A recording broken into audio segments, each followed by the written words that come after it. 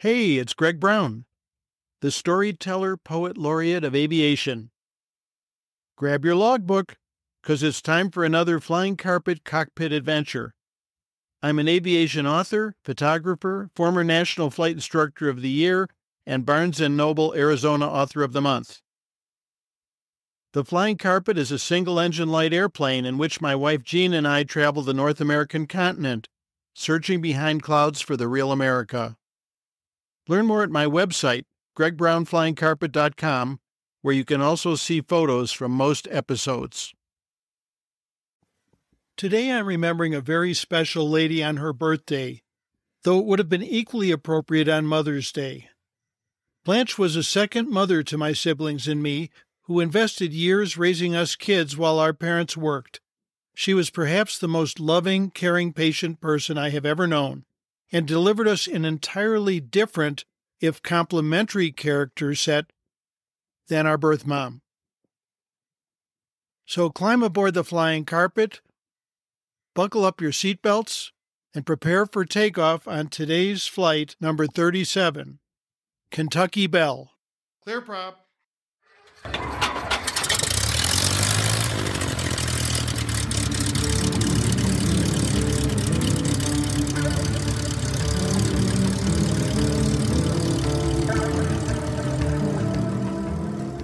This might as well be Oz, I thought, upon clearing the clouds approaching Paducah, Kentucky. I wouldn't have been surprised to experience supersaturated sunshine and perhaps a golden brick runway. Tales of faraway lands work magic on youthful minds, and although I had never been there before, the stories of a special person from my youth had cast a spell on this Ohio river town as real as any bright-hued fairy tale. I was only 4 years old when Blanche came to Chicago from Paducah. For a decade, she'd cast comfort and calm on our frenetic family of 4 children and 2 hard-working parents. With just soft words and a chuckle, she could diffuse any domestic storm. On hot summer evenings, we little kids cuddled on her lap to watch her beloved Lawrence Welk show. Even after we outgrew it, she corralled us into joining her, singing the show's popular theme song, Sugar in the Morning, Sugar in the Evening, Sugar at Supper Time.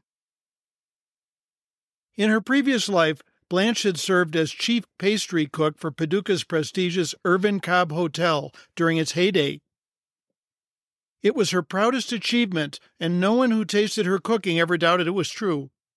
Among countless mouth-watering specialties, her crispy fried chicken was spectacular, and her sweet potato pie legendary. But no amount of culinary pride could derail Blanche's sense of humor. With fanfare, she presented the family one evening with homemade chess pie, a new-to-us Southern specialty.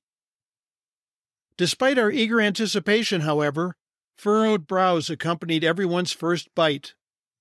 No one knew how chess pie should taste, so the room was uneasily silent until a grin brightened my mother's face. "Blanche," she asked, "did you use that bowl of sour cream I left in the refrigerator?" Unbeknownst to Blanche, my mother had mixed finely chopped chives into the sour cream for another recipe. Other chefs might have cried over onions in their pie, but Blanche led us in tears of laughter.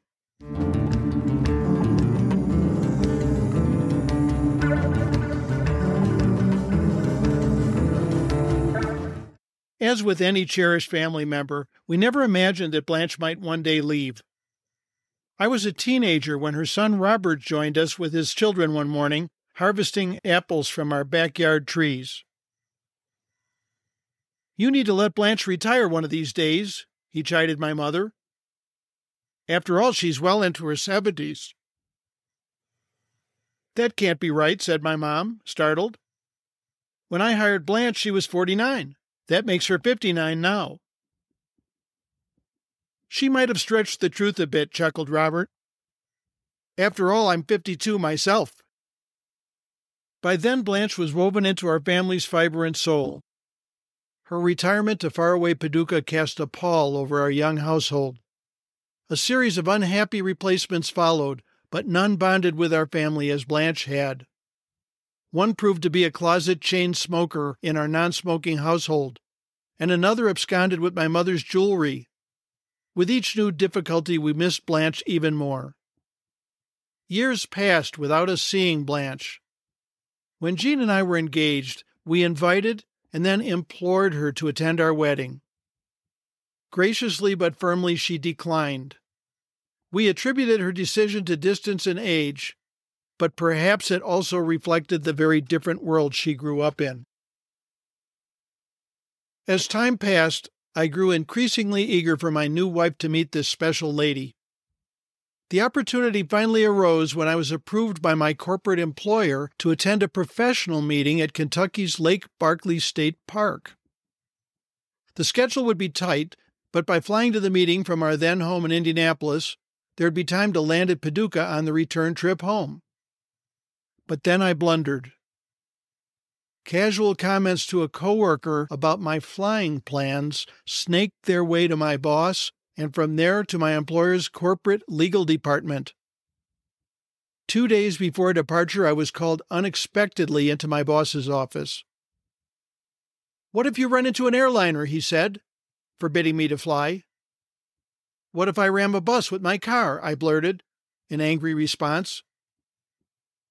There was no point in arguing. Piloting a personal airplane to this or any other meeting meant I would be fired.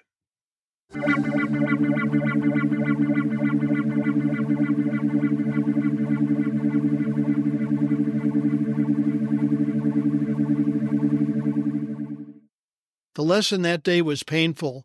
Never ask or inform corporate employers about flying missions even remotely related to work. Just say you're traveling by private vehicle and submit car mileage for partial reimbursement. Now, 2 years later, Jean and I were finally fulfilling our mission to the Bluegrass State. Renting a speedy Grumman Tiger from the little airport at Kentland, Indiana, we stopped along the way to collect my sisters, Leslie and Denise, at Champaign, Illinois, where both were university students. It was a miserable flying day that tested my recently acquired instrument piloting skills to the max. But vanquishing clouds and rain just magnified the wonder of my first landing at Paducah. I recited Blanche's street address to the taxi driver by memory, because she'd often let us kids address her envelopes home when we were little. Our Kentucky Belle waited beaming at the door when we arrived. More frail than we remembered, but with a smile as heartwarming as ever. It was intriguing to visit Blanche in her own world, having previously known her only in ours. Although modest in size, her home was scoured lovingly clean and crowded with colorful mementos. Our pulses jumped when we entered the kitchen, for peppering her fridge alongside photos of her grandchildren were 20-year-old crayon drawings we'd given her as gifts during our long-ago childhood. To honor the visit, Blanche had prepared a sumptuous banquet incorporating every one of our individual favorite dishes. The centerpiece was fried chicken with giblet gravy, followed by apple and sweet potato pies to satisfy everyone's various tastes.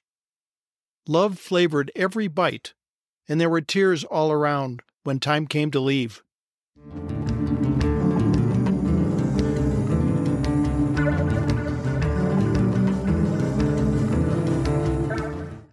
Several years passed before our busy lives allowed another Paducah visit, but this time only my sister Denise could join me. It was gray and blustery when I landed at Indianapolis Metropolitan Airport to pick her up. And as always, there was a lesson. Never simultaneously open both doors of a Cessna when the wind is blowing. After 30 minutes chasing charts across the ramp, we took off for Kentucky, reveling en route at how flying had made our family whole again. By this time, Blanche had slowed considerably and was less gregarious than in the past. A cloud darkened her face as she followed our eyes to a shotgun by her bedside.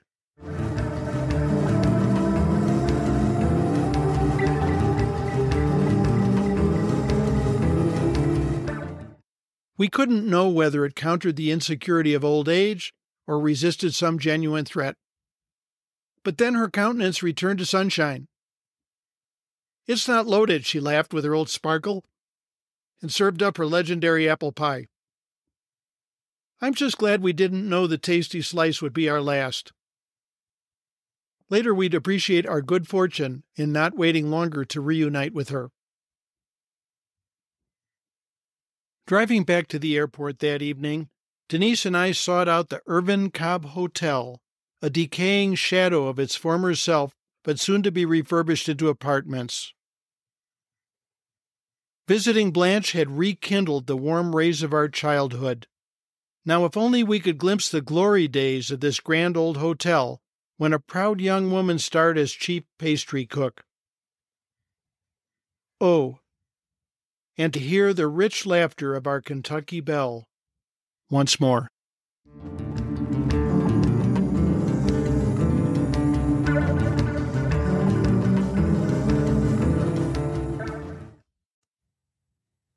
Thanks for riding along on today's Flying Carpet adventure. Find photos from most episodes at gregbrownflyingcarpet.com.